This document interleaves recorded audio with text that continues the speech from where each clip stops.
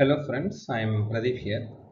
In this video, we will discuss about the airway, the types of airway and the indications of airway, be it a endotracheal as well as a definitive or a surgical airway. So what is an airway? Airway is nothing but an anatomical pathway that transmits the inspired air through the nostril by way of nasopharynx, oral cavity and oropharynx, finally into the laryngopharynx by making its way into the larynx through the trachea and finally to the lungs. This is the airway.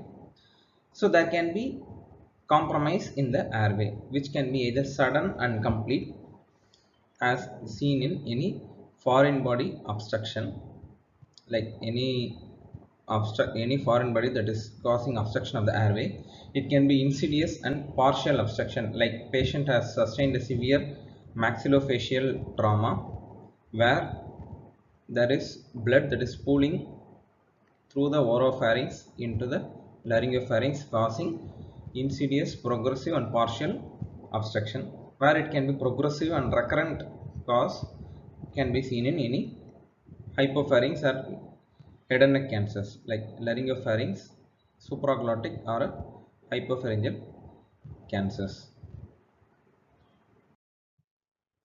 So the common causes of airway compromise, as we discussed earlier, number one, it can be seen in cancers, foreign body obstruction, neck injury, laryngotracheal trauma, maxillofacial trauma, and patients who are unconscious and patient having poor Glasgow coma scale.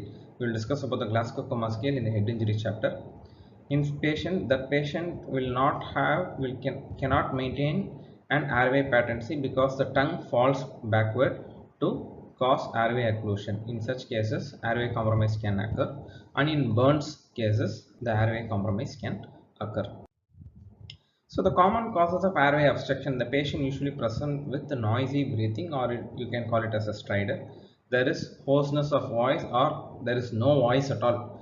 So the best way to assess the airway is to ask the patient to talk. When the patient is able to tell the name, that means the airway is patent enough. And because of the airway compromise, there will be hypoxia, so that the patient will become agitated, patient will have difficulty in breathing, and over a period of time when the carbon dioxide levels increase in the blood to cause a hypercapnia, patient will become obtundate. And finally, and cyanosis usually occurs in the late stages. If it's associated due to trauma, it can also have a neck swelling or any crepitus or any laryngeal fractures can be felt. So how to manage the airway? Immediately in any trauma setting or anything, airway is the most essential thing, because if we are not able to maintain the airway, we might lose the patient on table or on site.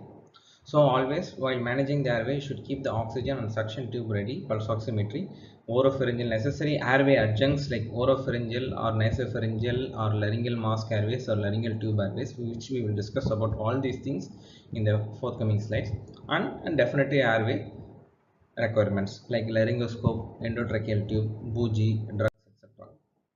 So the common airway maintenance technique being the jaw thrust maneuver and the chin lift maneuver. So in both these maneuver, so if you look at the third image, the tongue falls backward to occlude the airway. So when you do the jaw thrust and chin lift maneuver by lifting the chin upwards, and you compress the angle of mandible and pulling it, thrusting it forward and pulling the chin upward, will prevent the tongue from falling backwards. So that's how you maintain the airway patency. So by doing this maneuver, because you might have seen a patient undergoing an endotracheal intubation, all these patients will require pre-oxygenation with the help of a bag and mask ventilation. In all these cases, the anesthetist used to do the jaw thrust and chin lift maneuver to maintain the airway patency and pre-oxygenate with the ambu bag and the bag and mask ventilation. So the common airway adjuncts being the oropharyngeal airway as well as the nasopharyngeal airway. The oropharyngeal airway is otherwise called as Gudel's airway. right? So there are you could see there are different sizes of oropharyngeal airway that is available. The size can be chosen between by placing the oropharyngeal airway along the side of the patient's mouth, starting from the angle of the mouth to the angle of the mandible. This is the angle of the mouth to the angle of the mandible by choosing the right size of the oropharyngeal airway, because if you choose a shorter size, it will not prevent the tongue from falling backward. If you choose a longer size, it will go and hitch the posterior pharynx and will cause gag and uncomfortable for the patient. So how to insert an oropharyngeal airway tube? As seen in this first image, you could see the airway is usually inserted upside down, and then it is, after hitching the soft palate, it is turned 180 degree. It turns 180 degree to accommodate the proper oropharyngeal airway. So it should be inserted upside down. The proper size has to be chosen. Inserted upside down at the level of soft palate, you turn it 180 degree to maintain the to establish the proper oropharyngeal airway. And if you look at this, the nasopharyngeal airway, it is usually made of plastic. It is made of a latex rubber or a silicone rubber. It will be very soft because you need to insert through the nostril. So by choosing the adequate appropriate size of the nasotracheal tube from the nostril to the angle of mandible, you can insert the nasopharyngeal airway. These are the airway adjuncts. The nasopharyngeal airway is quite not used in patients having maxillofacial trauma, because when there is any base of skull fracture, whatever tube you insert through the nostril, it might end up entering into the cranium or the brain. So that's why we don't insert any tube like Rayleigh tube or nasotracheal tube or any airway tube through the nostril in a patient with severe facial or maxillary trauma. So now moving on to definitive airway. What do you mean by definitive airway? Definitive airway is the airway that is being established beyond the level of vocal cord. That means you enter a tube that is placed beyond the vocal cord into the trachea, that is called a definitive airway. So the common definitive airways are endotracheal and nasotracheal intubation, as well as the surgical airways. So to assess whether the definitive airway is easy and feasible or not, we are using a assessment called a Lemon assessment. Lemon assessment. The L stands for look. Look for any external signs of difficult intubation, like patient is having severe facial trauma and the body habitus is unfavorable, like patient is having a short neck, small mouth opening, loose or prominent teeth, and certain jaw abnormalities which hinder the easy intubation. Patient is having a beard. And E stands for evaluate with the 3-3-3-2 rule. Like if you look at the images, the interincisor distance should admit 3 fingers, and the hyoid to mental distance should be 3 finger breadths, and the thyroid to the floor of the mouth should be 2 finger breadths. If the patient satisfies this 3-3-3-3-3-2 rule, patient will have a hassle-free endotracheal intubation.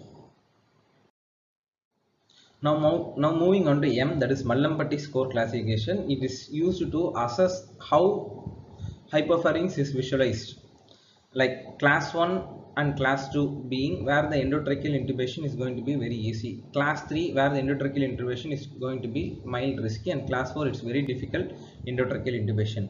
Class 1 is complete visualization of the soft palate as well as the uvula and also the anterior fascial pilus. Class 2 is partial visualization of the fascial pilus, and class 3 is you can partially visualize only the soft palate and the uvula, and class 4 entire soft palate itself is not visible. So these two are for easy endotracheal intubation. This is a difficult intubation. These two are difficult intubation. Moving on to obstruction. So patient is having any foreign body obstruction or any airway obstruction that will hinder the endotracheal intubation, like patient having head and neck cancer, foreign body, Ludwig's angina, any hematoma, epiglottitis, peritonsilitis, all these should be assessed. And finally, neck mobility. When there is any limitation in the neck mobility due to any cervical trauma where the patient will be placed under cervical collar, or any elderly patient who have difficulty due to cervical spine abnormalities. In such cases, the endotracheal intubation and the anticipation of difficult intubation should be assessed. So in case of any difficulties for definitive airway, you can use another mode of airway adjuncts called the extraglottic or a supraglottic airway adjunct. So these airway adjuncts does not require any direct visualization of glottis and not require significant manipulation of the head and neck to achieve the airway. So the common types of supraglottic airway adjuncts are the laryngeal mask airway,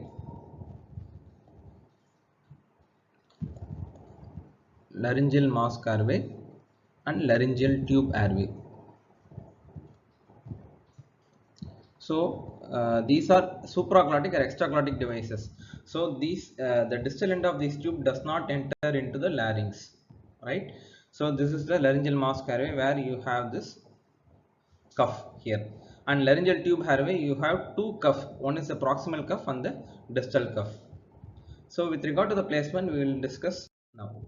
So the first image shows the laryngeal mask airway. So in this, the laryngeal mask airway is inserted through the oral cavity and placed, and the distal tip is placed in the esophageal opening so that the air enters into the trachea. And the second one is the laryngeal tube airway.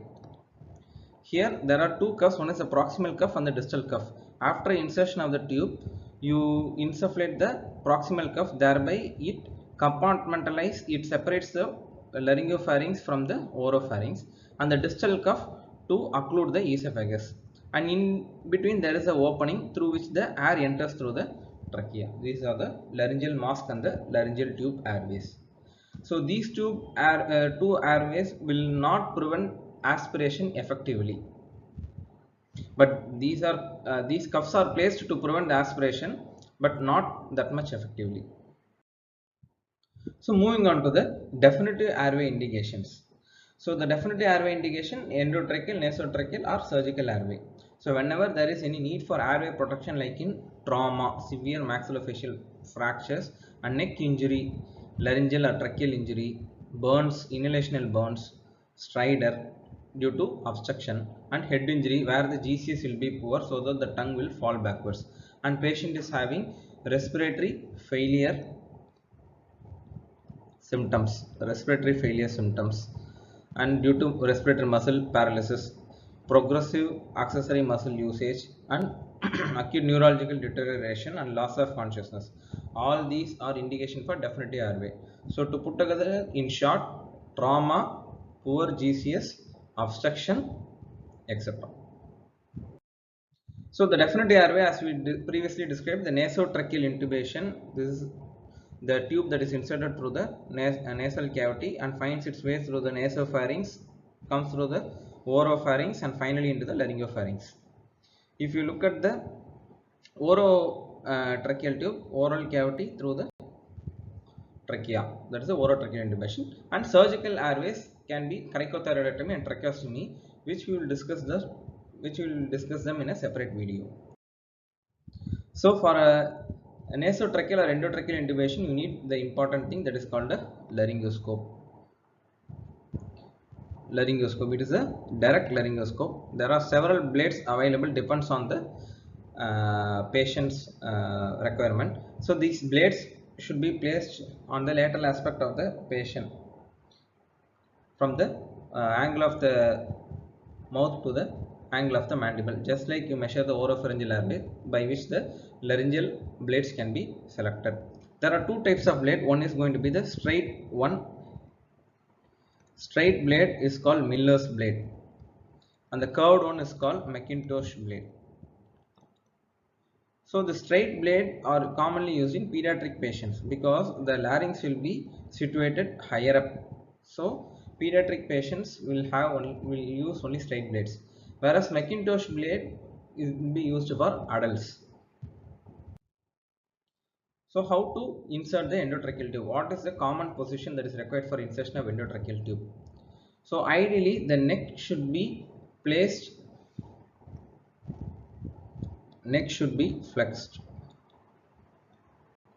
and there should be extension at the atlanto-occipital joint.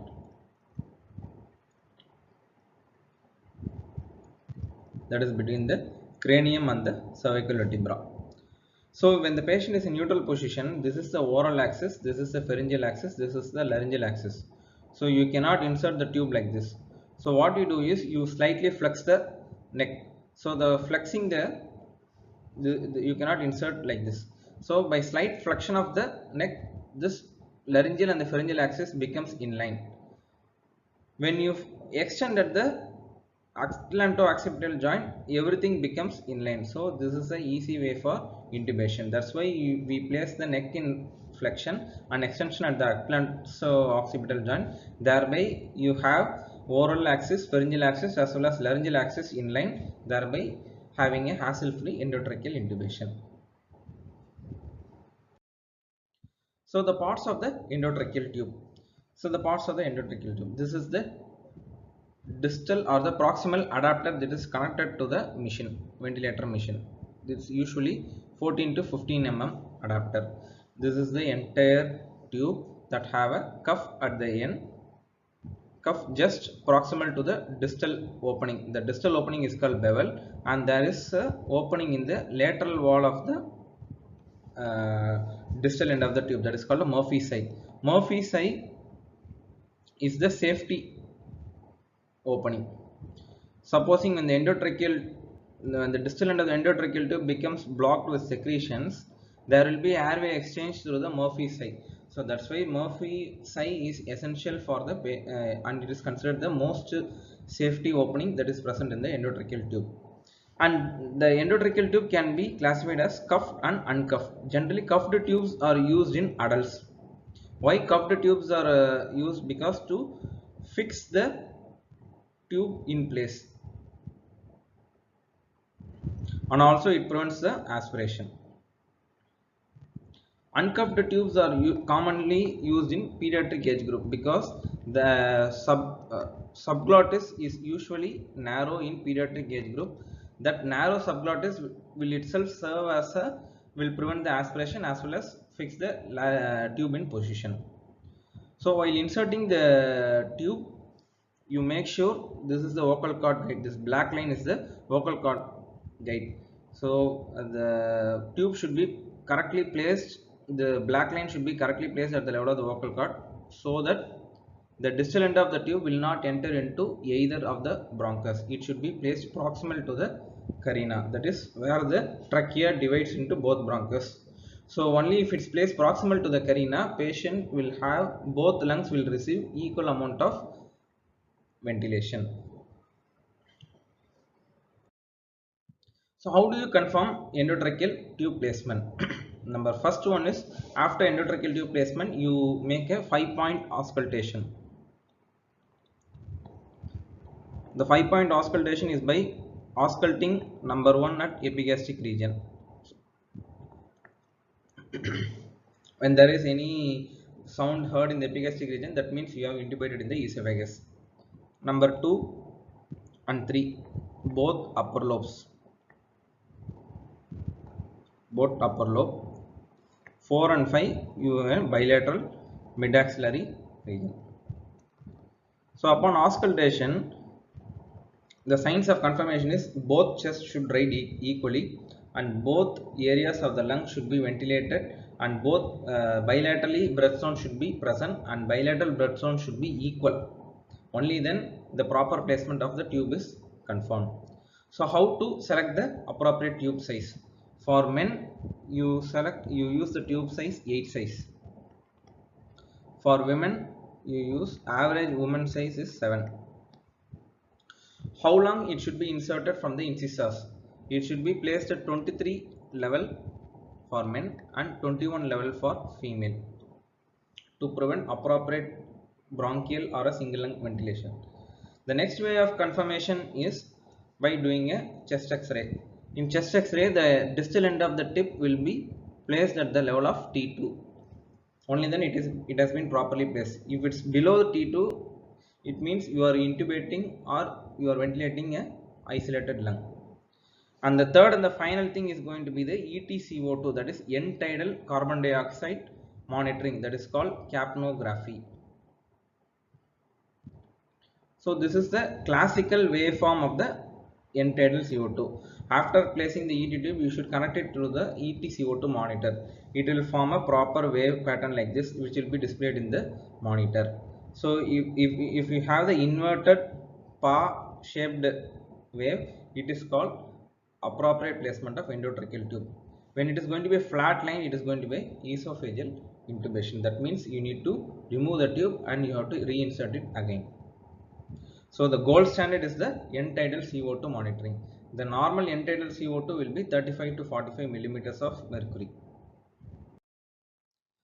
Let's move on to the questions. So with this we have completed the airway indications, types of airway, definitive airway. We will discuss about the surgical airway in a separate video. Moving on to the first question. Indication for endotracheal intubation is all except.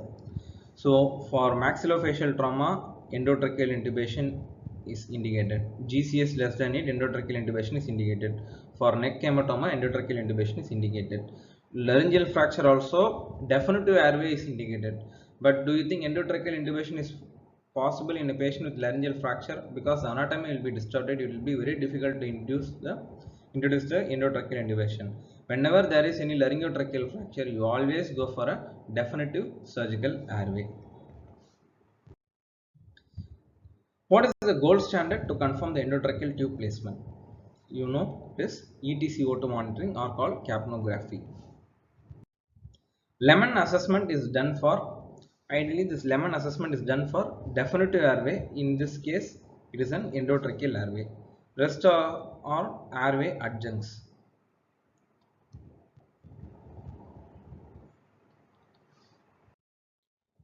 Now we are at the end of this discussion. We will discuss this with few one-liners.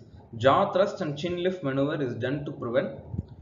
It's usually done to maintain the airway patency, thereby preventing the tongue from falling backward. What is the name of the oropharyngeal airway? It's called Godel's airway. How to select the appropriate oropharyngeal airway? You place the oropharyngeal airway from the angle of the mouth to the angle of the mandible. Average endotracheal tube size for adult male is 8 size and for female is 7 size. Thank you.